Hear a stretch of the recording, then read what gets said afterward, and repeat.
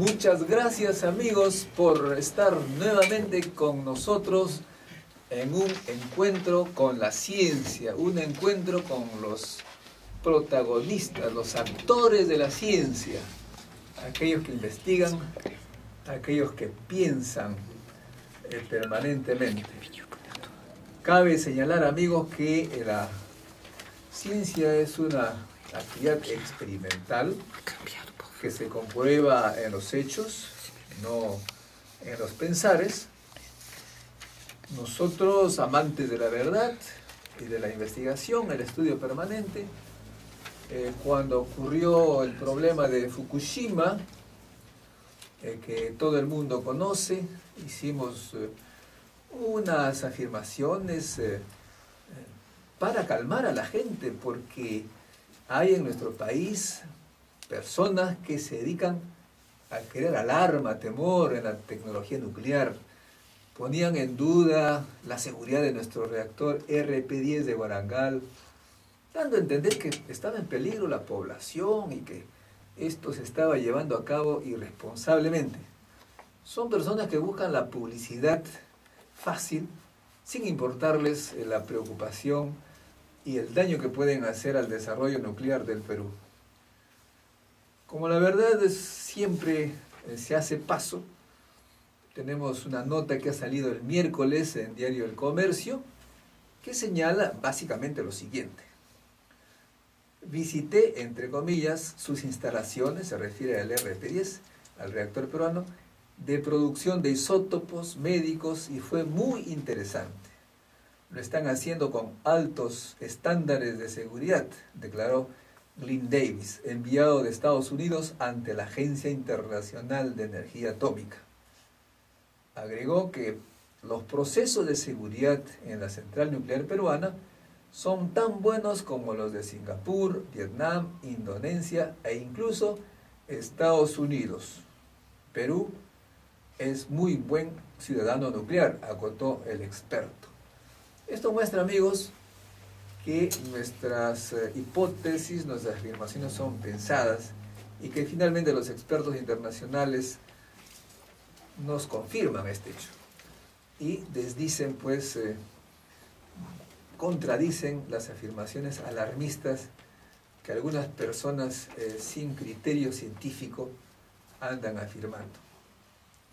Por otro lado, amigos, en el tema nuclear, cabe señalar que desde el 2005 ya nosotros, tomando precaución, comenzamos a alertar que ya estaba el combustible nuclear del reactor RP-10 en vías de extinción, de disminución bastante significativa. Pero lo hicimos pues para tomar efectivamente un tiempo al gobierno y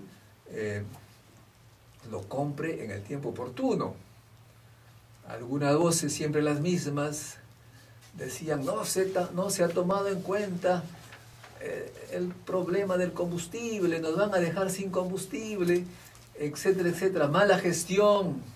Miren, ya pasó 6 años de este asunto, o 5, el combustible sigue usándose y ahora el gobierno peruano, dirigido por el presidente Ollanta Humala, ha dado todas las firmas que corresponden y ya se inició la compra del combustible, de modo que estamos a tiempo y estamos sin problemas, desdiciendo nuevamente estas voces que se dedican a generar alarma, preocupación innecesaria, buscando obviamente publicidad, porque la prensa desafortunadamente le gusta pues las noticias negativas. Por eso el encuentro con la ciencia se creó para eso, para consultar, conversar, enterarnos por los protagonistas de la ciencia, aquellos que investigan, aquellos que hacen tesis.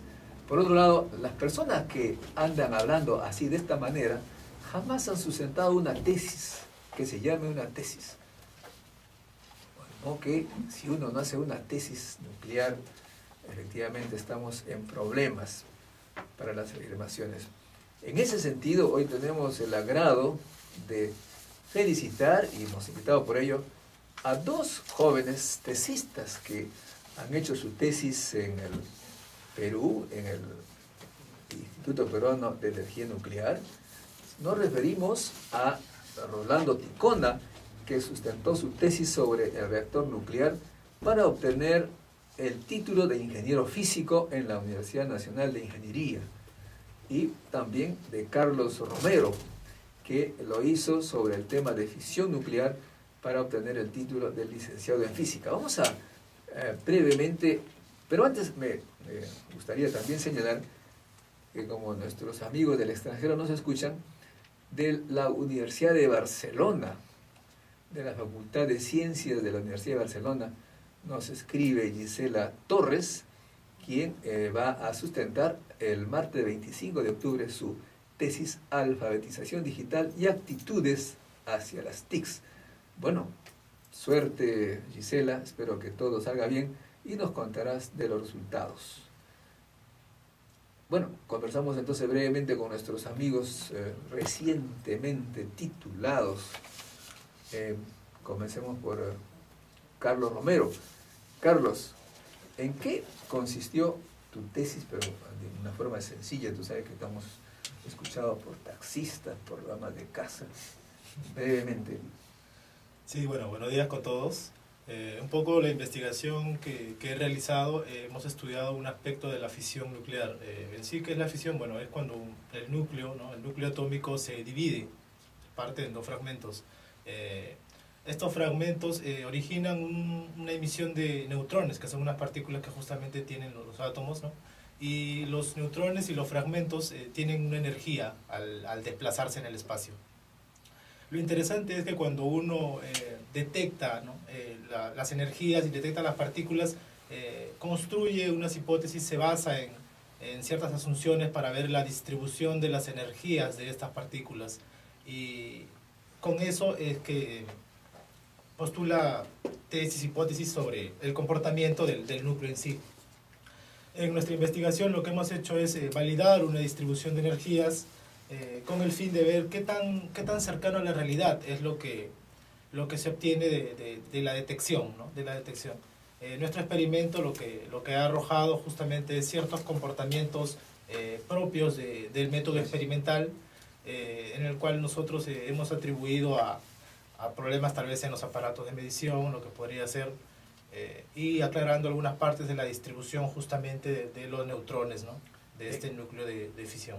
En otras palabras, en realidad hay experimentos, y todos los que están acá sabemos, somos científicos, hay experimentos que no son capaces de llegar a medir lo que queremos medir, porque partículas que se emiten antes de llegar a los instrumentos de medición modifican el objeto de la medición. Amigos, es un problema incluso filosófico, porque en el fondo no podríamos saber qué pasó en el origen de las cosas, como se hablaba también del Big Bang. De eso hablaremos más tarde con Alberto Gago, un experto en el tema.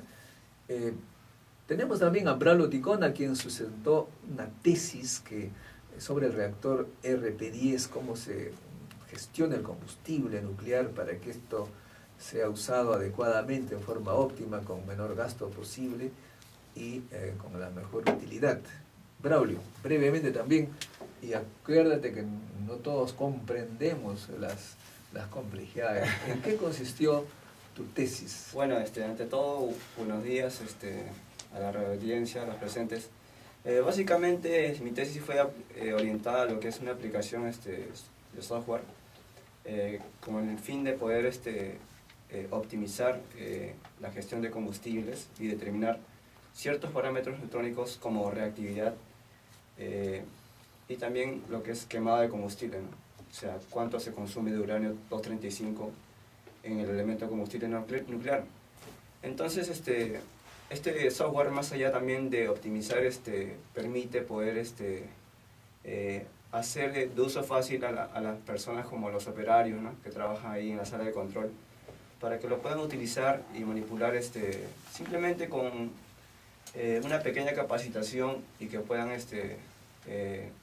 apoyar, ¿no? a la gente que trabaja en el área de cálculo. De modo que tú tienes un programa para que los profesionales del tema pues programen mejor y gestionen mejor el combustible. Claro, porque el programa en sí es un programa básicamente visual, ¿no?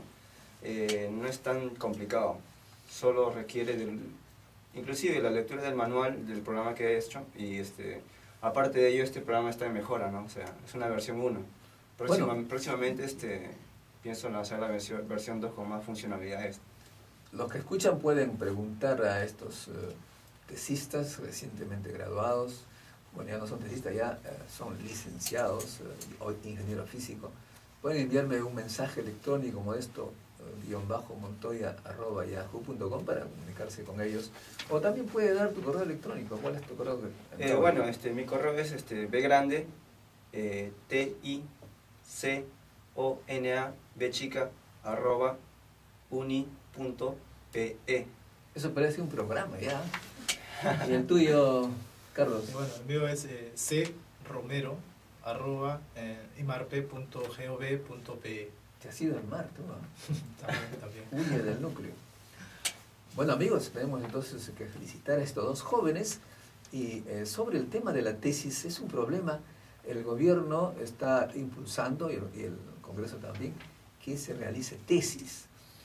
Precisamente hay personas que vienen del exterior y nos dicen cosas que no conocemos muy bien, porque estando en el club no podemos conocer todo. Hay una persona que nos dice que ha hecho estudios doctorales en los años 90, principios de 90. ¿Qué significa estudios doctorales?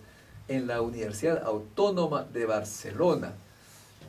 Y como nosotros queremos ser transparentes y se sepa las cosas como tal, y también para alertar a las universidades del país que reciben este tipo de certificados, estamos con Bárbara Lapi, que viene precisamente de la Universidad Autónoma de Barcelona.